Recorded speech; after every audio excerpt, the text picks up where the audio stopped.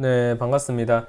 자, 일단 오늘 시노펙스 저희가 좀 최근에 주력으로 해서 좀 말씀을 드렸던 종목인데 오늘 역시도 한 15% 정도 급등이 나왔었고요. 종가 역시도 8% 정도로 마무리가 되었기 때문에 저희가 이 시노펙스를 체크를 드렸던 게 3월 8일이죠. 네, 지난주 금요일에 체크를 드렸고 근상한가를 비롯해서 급등 랠리가 나와주었기 때문에 어느 지점에서 매수를 하셨다라고 하더라도 지금 모두 좀 수익권에 무탈이 안착이 되셨을 겁니다. 이런 시노펙스를 잡으셨던 분들 모두 축하드린다라는 말씀 드리고요. 시노펙스에 대해서 대응 관련해서도 지금 텔레그램 채널 통해서 무료로 계속해서 공유를 좀 드리고 있으니까 관심이 혹시나 있으신 분들이라고 하면 무료로 진행되고 있으니까 영상 설명란에 있는 텔레그램 링크 그리고 고정 댓글에 있는 링크 통해서 들어오셔서 안내를 좀 받으시면 되겠습니다. 자, 그러면 본격적으로 오늘 좀 체크를 해야 될 내용에 대해서 말씀을 드릴 수 있도록 하겠습니다. 일단은 제가 정말 많이 강조를 드렸던 한미반도체입니다.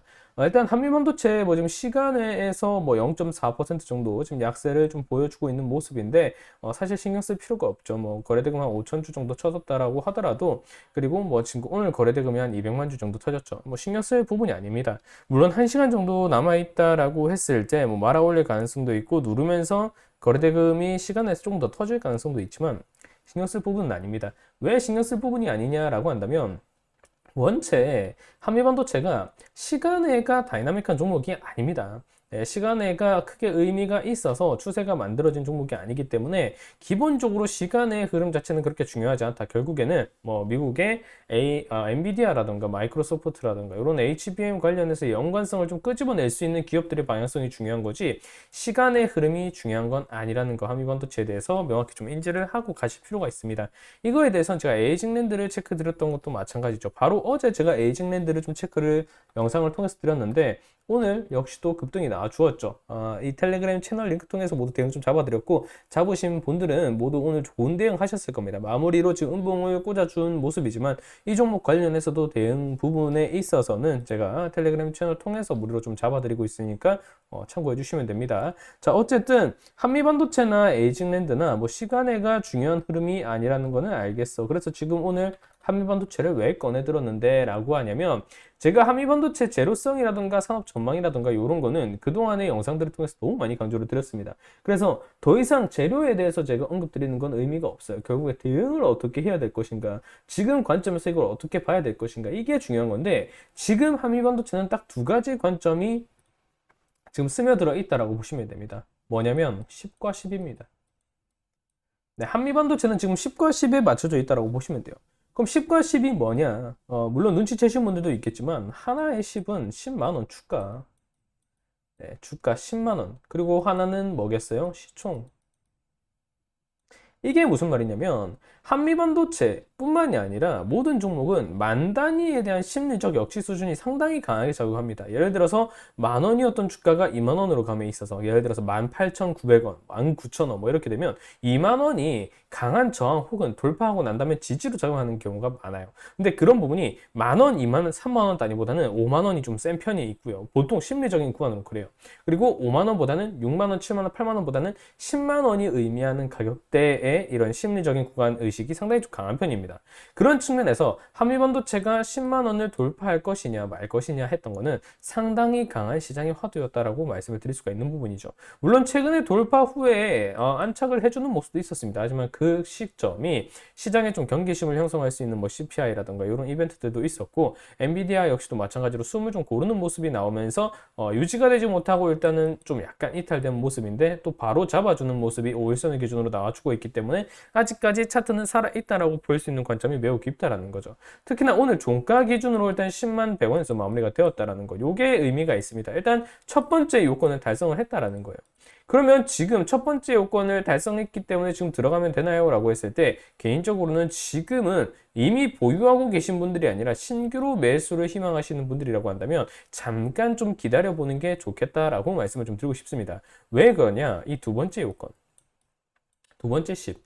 10총 10조에 대한 이미지가 좀 강하다라는 겁니다. 물론 지금 엔비디아가 어제 시간에 시장에서 좀 급등이 나왔죠. 7% 정도의 급등이 나왔고 마이크로소프트, TSMC 주요 한국 반도체 시장에 영향을 미칠 수 있는 기업들이 모두 강세가 나와 주었습니다. 그 흐름 물론 좋죠. 의미가 있습니다. 그리고 애프터마켓 기준으로 봤을 때도 반도체 기업들의 1% 정도의 상승 추이가 모두 다발적으로 확인이 되었기 때문에 오늘 역시도 정말 큰 변수가 없는 한 이번 주에 미국의 뭐 선물 옵션 동시 만기일, 우리나라의 선물 옵션 동시 만기일이 있다라고 하더라도 반도체 업종에 대한 자체적인 기대치는 절대 배제할 수가 없다라는 겁니다.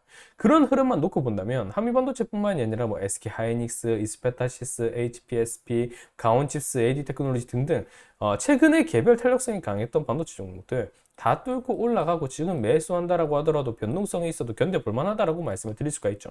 하지만 한미반도체 같은 경우로 단편적으로 놓고 본다라고 한다면 다른 반도체 종목들이 강세를 보일 때도 이 첫 번째 10만 원을 돌파할 것인가에 대한 저항 포인트가 좀 강하게 인식이 되었던 게 최근의 사실이고 시총 역시도 10조를 돌파했을 때 단발적으로 시세가 쫙 붙었다가 이 10만 원을 또 지지 테스트를 하러 내려가는 과정에서 시총이 10조가 깨져버리니까 그 물량이 그대로 쏟아지는 그런 경우가 최근에 많이 나왔더라라는 겁니다.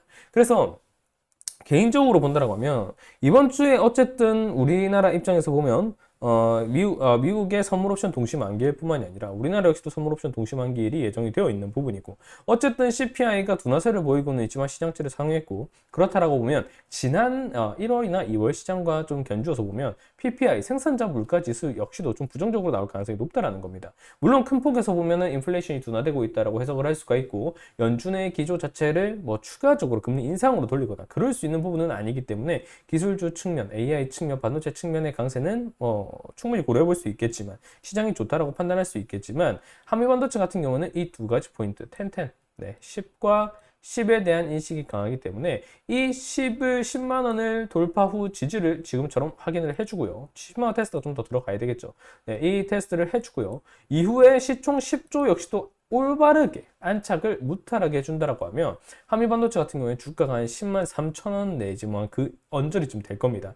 네, 그때쯤 그 가격이 무난하게 잡히는 시점에서 좀 지지가 확인될 때 접근을 한다라고 하더라도 충분히 그때 들어가도 이 돌려먹고 나올 자리가 많이 나온다라는 겁니다. 그래서 한미반도체를 지금 가지고 계신 분들 같은 경우에는 지지 테스트하거나 횡보하거나 조정이 나올 때 오히려 뭐 추가 애드업 관점을 좀 놓고 본다라고 하더라도 원체 수익폭이 클 수가 있는 자리이기 때문에 부담이 덜할 수 있지만 신규로 이 종목을 사도 될까 말까라는 판단을 해야 되는 시점이라고 한다면 지금은 조금 더 확실하게 뭐 어쨌든 경계심을 취할 만한 이벤트가 남아 있고 10에 대한 이벤트 이 인식에 대한 포인트가 강하기 때문에 지금은 당장 좀 무리해서 접근을 하기보다는 뭐 시간애가 중요한 것도 아니고 뭐 그런 건 아니겠지만 이 10만 원과 총 10조에 대한 인식이 완전히 잡힐 때 들어가더라도 지금 충분히 뭐 먹고 나올 수 있는 자리는 만들어질 수 있다. 그렇게 보는 겁니다. 그게 아니라 차라리 뭐 그 시총 10조 그리고 뭐 주가 10만 원 이게 유지되는 게 아니라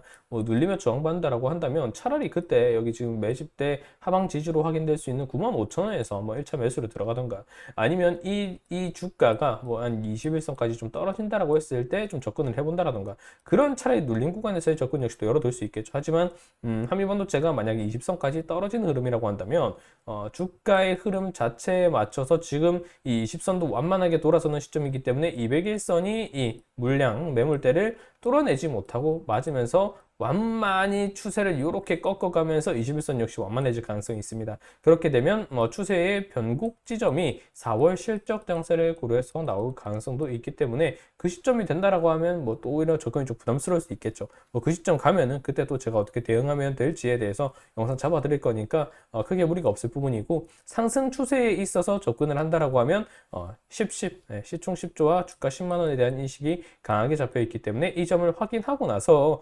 들어간다라고 하더라도 무리가 없다. 이렇게 좀 정리를 드리겠습니다. 자, 오늘은 한미반도체 한번 좀 체크를 드렸고요. 시노펙스 잡으신 분들 모두 좀 축하드린다라는 말씀 드렸습니다.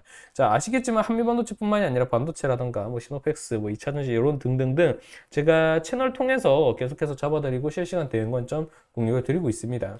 좀 관심이 있으신 분들이라든가 하시는 분들은 무료로 다 진행되고 있으니까 영상 설명란에 있는 링크 그리고 고정 댓글에 올려드리고 있는 링크 통해서 편하게 들어오셔서 도움 받으시면 되겠습니다. 자, 오늘 영상은 그럼 여기서 마무리하겠습니다. 자, 한미 반도체뿐만이 아니라 당분간은 반도체 집중 기간이라고 제가 강조를 드렸던 만큼 반도체 중심으로 꾸준히 영상 올려드릴 수 있도록 할 거니까 반도체에 관심 있으신 분들은 구독해 두시고 끝까지 시청해 주시면 되겠습니다. 자, 그럼 저는 또 다음 영상에서 인사드리겠습니다. 감사합니다.